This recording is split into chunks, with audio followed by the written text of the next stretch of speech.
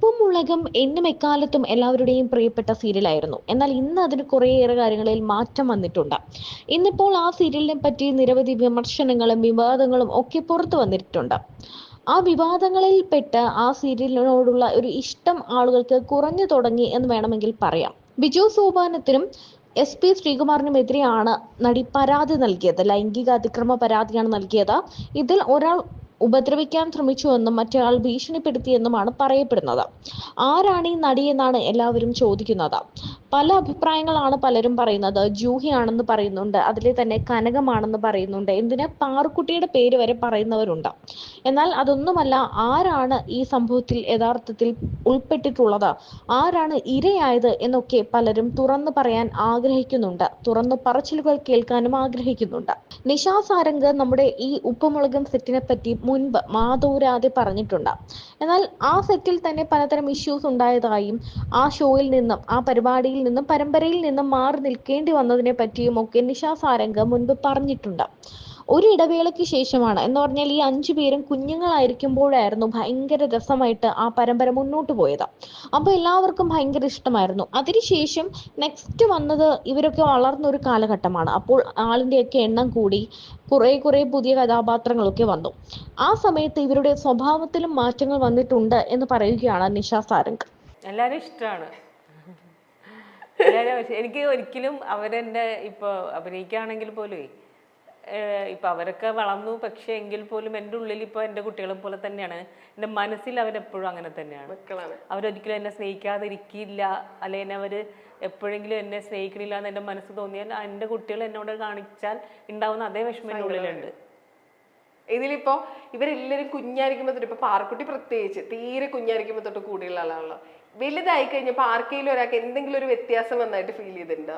ഈ 5 പേരിൽ ആർക്കെങ്കിലും കുറച്ചും കൂടെ പ്രായമായി കഴിഞ്ഞപ്പോ കേശുവിനോ ശിവയ്ക്കോ പാറുവിനോ? ഇല്ല, എല്ലാവർക്കും ഇഷ്ടമാണ് കേട്ടോ. പിന്നെ നമ്മളിപ്പോ നമ്മളെ കുട്ടികൾ, എൻ്റെ കുട്ടികൾ വളർന്ന് കുഞ്ഞിലത്തെ ക്യാരക്ടറാണോ ഇപ്പൊ? അല്ല. അവർ വളർന്നു കഴിയുമ്പോൾ അവർക്ക് അവരുടെ സ്വഭാവത്തിന് വ്യത്യാസം ഉണ്ടാവും, നമ്മളോടുള്ള ഭാഷയ്ക്ക് വ്യത്യാസം ഉണ്ടാവും, ഇല്ലേ? നമ്മളോട് എല്ലാ കാര്യങ്ങൾക്കും അതേ വ്യത്യാസം അവർക്കും ഉണ്ടാവും. അത് നമ്മൾ അക്സെപ്റ്റ് ചെയ്താൽ പിന്നെ നമുക്ക് വിഷമം ഉണ്ടാവില്ല. ഈ റിയൽ ലൈഫിൽ അവരെ വഴക്കൊക്കെ പറയോ? എവിടെ ഉപ്പുമുളക്? ഓ, വഴക്കൊക്കെ പറയോ? കേൾക്കലുണ്ടെന്ന്. ഇനി ഓൺ സ്ക്രീനിൽ ബിഗ് സ്ക്രീനിൽ നമ്മളെ കുട്ടികളെ, എൻ്റെ കുട്ടികളെ വഴക്കൊന്നും പറയുന്ന അത്രയും ഇതിൽ പറയില്ല. കാരണം നമുക്കത് പറയാൻ സ്വാതന്ത്ര്യം കുറച്ച് കുറവായിരിക്കും എങ്ങനെയൊക്കെ ആണെങ്കിലും. ശരിയാണ്. ബിഗ് സ്ക്രീനിലുണ്ടായിരുന്ന ചില സിനിമകളിലെ മക്കള്, അവരുടെ പേര് ഞാൻ പറയാം, അവരെ പറയുമ്പോ ഓർക്കുന്ന ഒരു ഇൻസിഡന്റ് പറയണം കേട്ടോ. മാത്യു, തണ്ണീർമത്തൻ, പിന്നെ പ്രകാശം മറക്കട്ടെ. എന്തെങ്കിലും ഒരു ഓർമ്മ, അവരെ കുറിച്ച് ആലോചിക്കുമ്പോൾ മനസ്സിൽ വരുന്ന ഒരു മെമ്മറി? പാവം കുട്ടി കേട്ടോ, ഭയങ്കര പാവമാണ്. മാത്യു ഇങ്ങനെ ആരുടെ അധികം സംസാരിക്കില്ല, എന്ത് പറഞ്ഞാലും അങ്ങനെ ഭയങ്കര ക്യൂട്ടാണ് അവർ. ഇങ്ങനെ നമുക്കിപ്പോ നമ്മള് മോനായിരുന്നെങ്കിൽ എന്നൊക്കെ ചിന്തിക്കുന്ന ഒരു ടൈപ്പ് സ്വഭാവം. ഓക്കെ, അടുത്തത് അനശ്വര. കുസൃതി കുട്ടിയാണ്. ഭയങ്കര എന്നോട് ഇപ്പൊ തണ്ണീർമത്തൻ ചെയ്യുമ്പോഴാണെങ്കിലും ഭയങ്കര സ്നേഹമായിരുന്നു. ഷോട്ടിലല്ലാത്ത സമയത്തൊക്കെ ആണെങ്കിലും ഭയങ്കര ഉപ്പുമുളയിൽ കുട്ടികൾ കാണിക്കുന്ന പോലെയൊക്കെ ആയിരുന്നു. ഇപ്പോഴും അതെ, എവിടെയെങ്കിലും വെച്ചിട്ടുണ്ടാ ഓടി വന്ന് കെട്ടിപ്പിടിക്കും. അപ്പൊ അതും ഇതേപോലെ തന്നെ നമുക്ക് ഭയങ്കര ഇഷ്ടമാണ്. മോളായിട്ട് ചെയ്ത കുട്ടിയാണല്ലോ. അപ്പൊ ആള് ഇപ്പം എന്താ പറയാ, ഭയങ്കര വലിയ ആക്ട്രസ് ആണ്, ഭയങ്കര തിരക്കിൽ ഓടിയെടുക്കും. ഇപ്പൊ സിനിമ കണ്ടിട്ട് അഭിപ്രായം പറയാം, അങ്ങനെ എന്തെങ്കിലുമൊക്കെ ചെയ്യാം? അങ്ങനെയൊക്കെ ഉണ്ട്. നമ്മൾ പലപ്പോഴും പല സിനിമയുടെയും റിലീസിങ്ങിന് എന്നൊക്കെ ഒന്നിച്ച് കാണലൊക്കെ ഉണ്ട്. അപ്പൊ വന്ന് പറയാം. അപ്പൊ ഏതെങ്കിലും എന്റെ ഇന്റർവ്യൂസ് കണ്ട കാര്യം അല്ലെങ്കിൽ ഫിലിം കണ്ട കാര്യം ഒക്കെ പറയും. സംസാരമൊക്കെ ഉണ്ടെന്ന് ഇടയ്ക്ക് ഫോണിലൊക്കെ സംസാരിക്കലുണ്ട്. ഷറഫ് എന്ന് വെച്ചാല് നമ്മൾ കാണുമ്പോ വലിയ സ്നേഹമാണ്. പിന്നെ വലിയൊരു കുട്ടി ആ ഷറഫ് തന്നെ പറഞ്ഞു, ഇതാണ് എന്റെ അമ്മ. അത് സത്യം പറഞ്ഞ സ്ക്രീനിൽ കണ്ടപ്പോഴും ആനന്ദപരമായിട്ട് കാണുമ്പോഴും ഷറഫിന്റെ അമ്മയാണ്, അമ്മ എന്ന് വിളിക്കാൻ പറ്റില്ല അതൊക്കെ പറയും. അപ്പൊ പക്ഷെ നല്ല ഭയങ്കര സ്നേഹമാണ് കേട്ടോ, നല്ല പാവം കുട്ടിയാ. അന്നയെ എനിക്ക് കുഞ്ഞിലേ തൊട്ട് അറിയാം. അന്ന എന്ന് വെച്ചാല് ഞാന് ആദ്യമായിട്ട് അഭിനയിക്കുന്നത് അന്നയുടെ അച്ഛന്റെ നാടകത്തിലാണ്. എന്റെ ശരിക്കും പറഞ്ഞിട്ടുണ്ടെങ്കിൽ അത് കഴിഞ്ഞ ദിവസം എനിക്കൊരു അവാർഡ് ഉണ്ടായിരുന്നു, നമ്മുടെ കേരള വിഷന്റെ. അപ്പൊ അവാർഡ് മേടിക്കാൻ ചെന്നപ്പോഴത്തേക്കും ബെന്നിച്ചേട്ടൻ ഫ്രണ്ടിലിരിക്കണു. അപ്പോഴാണ് ഞാനൊരു സത്യം, ഇത്രയും കാലം പറയാത്തൊരു സത്യം അവിടെ പറഞ്ഞു ഞാൻ. കാരണം വെച്ചാല് ഞാൻ ആദ്യമായിട്ട് അഭിനയിക്കുന്നത് നാടകത്തിലാണല്ലോ. അപ്പൊ എനിക്ക് അല്ല ഈ അഗ്നിസാക്ഷി കഴിഞ്ഞിട്ടില്ലേ നാടകത്തിൽ പോയ? അഗ്നിസാക്ഷി എന്നല്ല, അഗ്നിസാക്ഷി ചെറിയ അതിനകത്ത് അഭിനയിക്കാൻ പറ്റിയ സംഭവമൊന്നും ഇല്ല. അപ്പൊ നമ്മള് ഒരു അഭിനയിക്കാന്ന് പറഞ്ഞാൽ പ്രോപ്പർ ആക്ടിങ്. അപ്പോൾ എൻ്റെ വീട്ടില് എൻ്റെ അച്ഛൻ്റെ സുഹൃത്താണ് MK അർജുന മാഷ്. അപ്പൊ മാഷ് അച്ഛനും കൂടെ ഇടയ്ക്കൊക്കെ കാണലുണ്ട്. മാഷിന്റെ വീട്ടിൽ അച്ഛൻ പോകും, അച്ഛൻ അല്ലെങ്കിൽ മാഷ് നമ്മളെ വീട്ടിൽ വരും ഇടയ്ക്കൊക്കെ. മിക്ക ദിവസങ്ങളിലും വരുമ്പോൾ കാണുമ്പോൾ ഞങ്ങൾ വീട്ടിൽ വരുമ്പോൾ മാഷ്ക്ക് ചായയൊക്കെ കൊണ്ട് കൊടുക്കുക. ഞാൻ അങ്ങോട്ട് ചെല്ലുമ്പോൾ എൻ്റെ അടുത്ത് എൻ്റെ ഇങ്ങനെ കൈ പിടിച്ചെങ്കിൽ എന്നോട് ഇങ്ങനെ കുറച്ച് നേരം എൻ്റെ അടുത്ത് വർത്താനമൊക്കെ പറയും. അപ്പോൾ ഒരു ദിവസം ഇങ്ങനെ വിരലിലേക്ക് ഇങ്ങനെ പിടിച്ചു നോക്കിയിട്ട് ഇവള് കലാകാരിയായി തീരാൻ സാധ്യതയുണ്ട് കേട്ടോ എന്ന് അച്ഛനോട് പറഞ്ഞു. അച്ഛൻ പറഞ്ഞു ഡാൻസ് ഒക്കെ ചെയ്യും, ക്ലാസിക്കലൊക്കെ ചെയ്യലുണ്ടല്ലോ, ക്ലാസിക്കൽ പഠിച്ചിട്ടൊക്കെ ഉണ്ടല്ലോ എന്ന് പറഞ്ഞു. അതല്ല, ഇവള് അഭിനയിക്കും, ഇവള് ഒരുപാട് വലിയ നടിയായി തീരും എന്നൊക്കെ അച്ഛൻ്റെ അടുത്ത് പറഞ്ഞു. അപ്പൊ അച്ഛൻ ഇങ്ങനെ എന്നെ നോക്കി, ഞാനതൊന്നും വലിയ കാര്യം ഇട്ട് കൊടുത്തിട്ടില്ല, കാരണം നമ്മള് എനിക്ക് ഒരിക്കൽ പോലും പ്രതീക്ഷിക്കുന്നില്ല. അപ്പൊ പുള്ളി പറഞ്ഞു സിനിമയിലൊക്കെ അഭിനയിക്കും എന്നൊക്കെ പറഞ്ഞു. അപ്പൊ അത് കഴിഞ്ഞിട്ട് ഒരു ദിവസം പുള്ളിയുടെ തന്നെ ഒരു ശിഷ്യൻ ഇങ്ങനെ വന്നിട്ട് പറഞ്ഞു, മാഷ് പറഞ്ഞിട്ടാണ് എന്നും പറഞ്ഞിട്ട് വന്ന് പറഞ്ഞു. അപ്പൊ അച്ഛനത് കാര്യമായിട്ട് എടുത്തില്ല, നാടകത്തിൽ അഭിനയിക്കുക. പിന്നെ അങ്ങനെ മാഷ് അച്ഛൻ്റെ അടുത്ത് പറഞ്ഞു അവൾ പോട്ടെ, അവള് അഭിനയിക്കട്ടെ, നല്ല കാര്യമല്ലേ, പിന്നെ അവൾ ക്ലാസിക്കലൊക്കെ പഠിച്ചില്ല, അപ്പോൾ അതുകൊണ്ട് വലിയ പാടുണ്ടാവില്ല എന്നൊക്കെ പറഞ്ഞിട്ട് കുറേ നിർബന്ധിച്ച് കുറേ പ്രശ്നങ്ങളുണ്ടായി.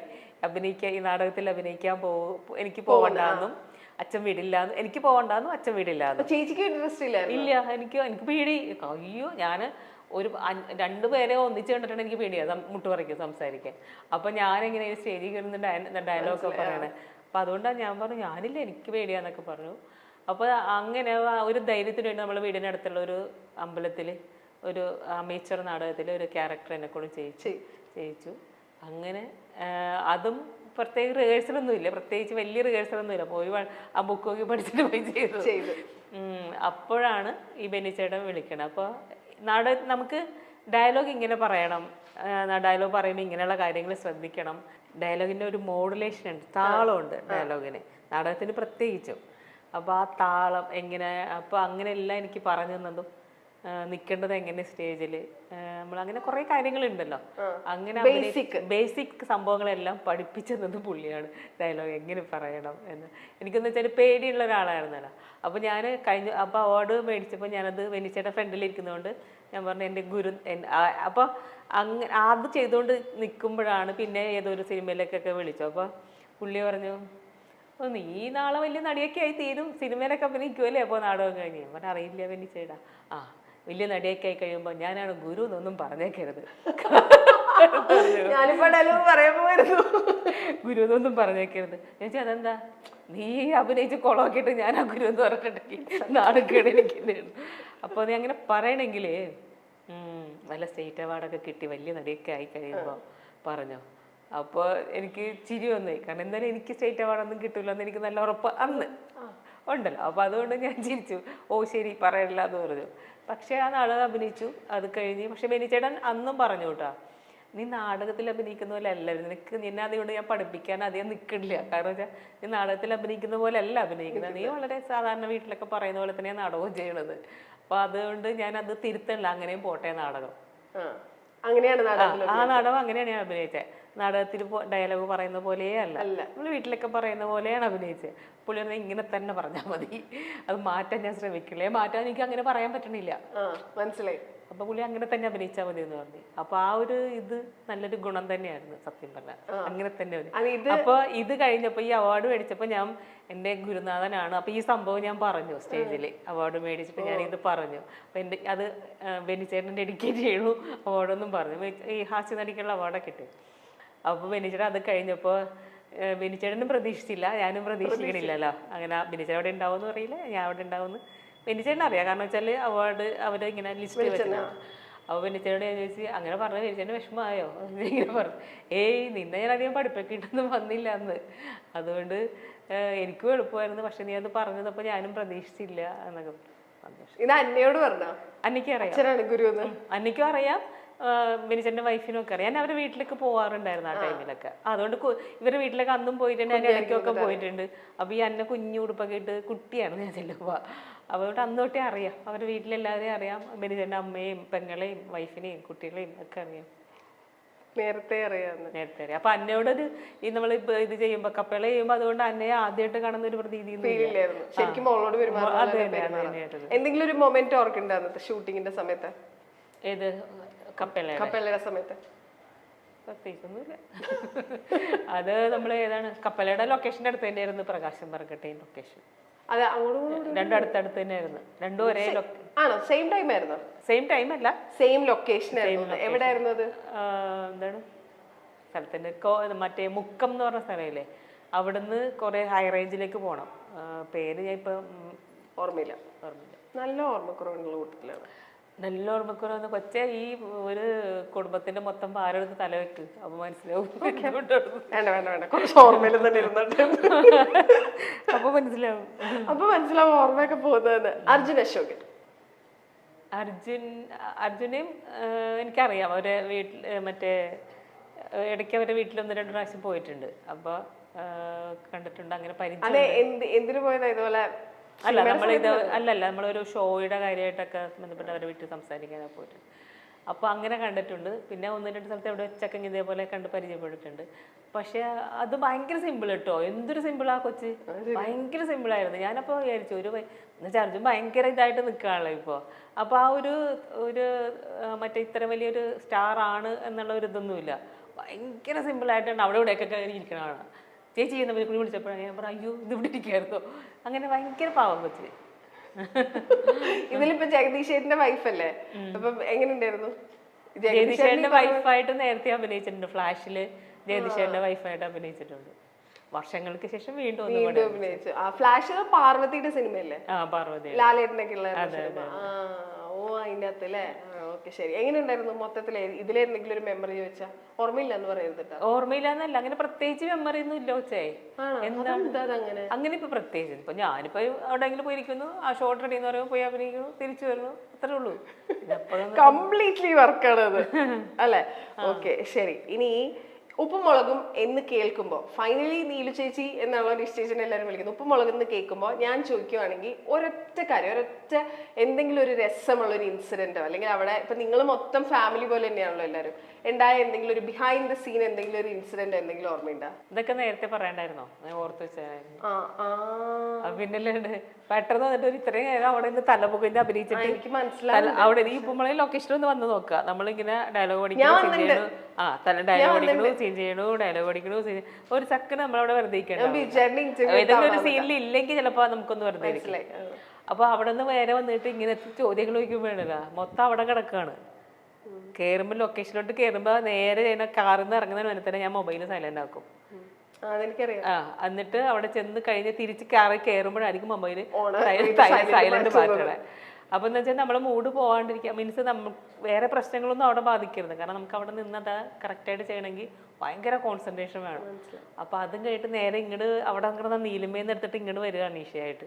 പെട്ടെന്ന് എന്നോട് ചോദിച്ചപ്പോ ഒരുപാട് സിറ്റുവേഷൻസ് ഒരുപാട് ഉണ്ടായിട്ടുണ്ട്. കാരണം വിജയുടെ ഒരു ദിവസം സീനില് വലിയ വെയിറ്റില് ഞാനതോ ഓഫീസിൽ ഏതോ മീറ്റിങ്ങിൽ പോയിട്ട് ഞാൻ വിളിച്ചിട്ട് ഫോൺ എടുക്കണില്ല. അപ്പോൾ ഫോൺ എടുത്തിട്ട് ഞങ്ങൾ സീൻ ചെയ്യാം. അപ്പോൾ ഞാൻ വൈകി വന്നതിന് എന്നെ ഭയങ്കരമായിട്ട് വഴക്ക് പറയണം. നിന്നെ വിളിച്ചിട്ട് നീ ഫോൺ എടുത്തില്ല. അപ്പോൾ ആരോ ഫോൺ എടുത്തിട്ട് പറയാണേ നിഷാ മാഡം അവിടെ ഇല്ലാന്ന്. ഞാൻ പറഞ്ഞ എന്തോ ഏത് മാഡം? ഞാൻ ഫോൺ എടുത്തിട്ട് നീ ആരോ ഫോൺ എടുത്തിട്ട് പറയണേ നിഷാ മാഡം അവിടെ ഇല്ല, മീറ്റിങ്ങിനാണ്. നീ ആര്? നിഷാ മാഡം ഫോൺ എടുത്തെങ്കിൽ ഞാൻ എന്തോടും?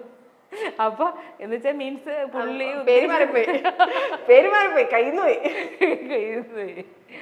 അങ്ങനെ ഒരു സംഭവം ഉണ്ടായിട്ടുണ്ട്. പിന്നെ ഞങ്ങൾ ഒന്നിച്ചു പോകുമ്പോ ഇന്ദ്രൻ ചേട്ടൻ, ജഗദീഷ് ചേട്ടൻ, അങ്ങനെ കുറെ വെറ്ററൻ ആയിട്ടുള്ള ആക്ടേഴ്സിന്റെ കൂടെ അഭിനയിച്ചിട്ടുണ്ട്. കൂടെ അഭിനയിക്കണം എന്ന് ഭയങ്കര ആഗ്രഹമുള്ള ആരെങ്കിലും ഉണ്ടോ? അതായത് നമ്മള് ശരിക്കും ഇന്ന ആളുടെ കൂടെ ഒരു സിനിമ ചെയ്താൽ കൊള്ളാം നമ്മൾ അങ്ങനെ മനസ്സിൽ വിചാരിക്കുമല്ലോ, പ്രത്യേകിച്ച് ഈ ഫീൽഡിൽ നിൽക്കുമ്പോൾ. അങ്ങനെ വിചാരിക്കുന്നത്? അങ്ങനെയൊന്നുമില്ല, ആരോടാണെങ്കിലും അഭിനയിക്കാം. എനിക്ക് സിനിമ ഒന്നാമത് പറ്റുന്നിടത്തോളം ജോലി ചെയ്യാൻ പറ്റിയ മതി. എനിക്ക് വർക്ക് ഉണ്ടാവണം, കാശ് കിട്ടണം, അത്രേ ഉള്ളൂ. അങ്ങനെയല്ലേ, എല്ലാവരും വലിയ ആൾക്കാരാണ്. സത്യം, എല്ലാവരും വലിയ ആൾക്കാരാണ്. അപ്പൊ അങ്ങനെ ഇന്ന ആളുടെ കൂടെ അങ്ങനെയൊന്നുമില്ല. നമുക്ക് കിട്ടുന്ന ക്യാരക്ടർ നമ്മൾ ചെയ്യാൻ നന്നായി ശ്രമിക്കുക. നമ്മൾ കൂടെ അഭിനയിക്കുന്ന ആൾ ആരായാലും എന്താ അഭിനയിക്കുക. എല്ലാവരും വലിയ ആൾക്കാർ തന്നെയാണ്. മനസ്സിലായി. കിട്ടുന്ന ക്യാരക്ടർ പോലെയാണ് അവർ പോകുന്നതെന്ന് മാത്രമേ ഉള്ളൂ. പക്ഷെ എല്ലാവർക്കും അവരുടേതായ ഗുണങ്ങളുണ്ട്, അവരുടേതായ കഴിവുകളുണ്ട്. അപ്പൊ ആരെയും കുറച്ചും കാണാൻ പറ്റില്ല, ആരെയും കൂട്ടിയും കാണാൻ പറ്റില്ല. ലൈഫിൽ ഇപ്പൊ ഞാൻ ചോദിക്കുകയാണെങ്കിൽ ഒരു സ്വപ്നം, ഒരു റീസെന്റ് സ്വപ്നം എന്താ? ഭയങ്കര ആഗ്രഹിച്ച് നിൽക്കുന്ന എന്റെ കരിയറിലാണോ? കരിയർ വൈസ് ആണെങ്കിലും പേഴ്സണൽ വൈസ് ആണെങ്കിലും പേഴ്സണൽ വൈസ് ഇഷ്ടം പോലെ ഉണ്ടാവുമല്ലോ. നമുക്കിപ്പോ നമ്മുടെ കുട്ടികൾക്ക് നല്ല ജോലി വേണം, അല്ലെങ്കിൽ അവര് ഭയങ്കര വെൽ സെറ്റിൽഡ് ആവണം. കരിയർ വൈസ് ആണെങ്കിലും കരിയർ വൈസ് ആണെങ്കിൽ കരിയർ വൈസ് എനിക്കിപ്പോ ആക്ടിങ് ബേസ് ശരിക്കും പറഞ്ഞാൽ എനിക്ക് ഒരുപാട് നല്ല നല്ല ക്യാരക്ടറുകൾ ചെയ്യാൻ ഇപ്പോൾ ഒരുപാട് ആഗ്രഹങ്ങളുണ്ട്. നമ്മൾ ഡിഫറെൻ്റ് ആയിട്ടുള്ള ക്യാരക്ടർ ചെയ്യാൻ. ഇപ്പോൾ എഴുത്തോലയിൽ ചെയ്തതുപോലത്തെ ഒരു എഴുത്തോല എനിക്ക് ശരിക്കും ഭയങ്കര ഇഷ്ടപ്പെട്ട് ചെയ്തൊരു ക്യാരക്ടറാണ്. ശരിക്കും ഇത് ചലഞ്ച് തന്നെയാണ്. അപ്പോൾ അങ്ങനെ നമുക്ക് ഇപ്പം ഞാൻ ഒരു അമ്മ, ഒരു ടിപ്പിക്കൽ അമ്മ എന്നുള്ളൊരു ക്യാരക്ടറാണ് ഇപ്പം എല്ലാം ചെയ്തു പോണത്. അമ്മ തന്നെ ആയാലും പ്രശ്നമില്ല, അമ്മയാണല്ലോ ഞാൻ, എന്തായാലും അമ്മ പോലത്തെ ക്യാരക്ടറിലേ കിട്ടുള്ളൂ. അപ്പോൾ എന്നിൽ നിന്ന്, ഞാൻ എന്ന വ്യക്തിയിൽ നിന്ന്, നിഷ എന്നുള്ള അമ്മയിൽ നിന്നും നിഷ എന്ന വ്യക്തിയിൽ നിന്നും വിട്ടിട്ട് ഒരു ക്യാരക്ടർ ചെയ്യാൻ പറ്റണം. എന്താ ആ ക്യാരക്ടറിൽ ഇപ്പൊ തണ്ണീർമത്തനിലെ അമ്മ തന്നെയാണ്, പക്ഷെ ആ അമ്മയിലൊരു വ്യത്യാസമുണ്ട്. ആ ഒരു ക്ലൈമാക്സ് സീനിലൊക്കെ അതൊരു വിട്ട് ഒരു വേറെ രീതിയിൽ സ്കോർ ചെയ്യാൻ പറ്റുന്നുണ്ട്. അപ്പൊ അങ്ങനെ സ്കോർ ചെയ്യാൻ പറ്റുന്ന എന്തെങ്കിലും, നമ്മൾ വിട്ട് ചെയ്യാൻ പറ്റുന്ന എന്തൊരു ക്യാരക്ടർ ഉണ്ടെന്ന് എനിക്ക് ഭയങ്കര ആഗ്രഹമാണ്. എന്ത് കൈൻഡ് ഓഫ് ആക്ടറാ? നമ്മളിപ്പോ മീറ്റിംഗ്സിനൊക്കെ പോകുമ്പോഴാണെങ്കിൽ നമ്മൾ ഡയറക്ടേഴ്സിനെയും പ്രൊഡ്യൂസേഴ്സിനെയും ഒക്കെ കാണുന്നുണ്ട്. അങ്ങോട്ട് ചാൻസ് ചോദിക്കും, എനിക്ക് ഇങ്ങനെ സിനിമ അഭിനയിക്കാൻ താല്പര്യമുണ്ട്, ചോദിക്കുന്ന ആളാണോ? ഇല്ല, അങ്ങനെ ഒരു കുഴപ്പമുണ്ട് എനിക്ക്. അതൊരു കുഴപ്പമാണ്. അത് കുഴപ്പമായിരിക്കാം, കുഴപ്പമില്ലായിരിക്കാം, പക്ഷെ അങ്ങനെ ഒരു ഇതുണ്ട്. എനിക്ക് ഭയങ്കര, നമ്മൾ ചോദിച്ചാൽ അവരെന്ത് വിചാരിക്കും, അങ്ങനെ ബുദ്ധിമുട്ടാവോ? അങ്ങനെ ചിന്തിക്കലുണ്ട്.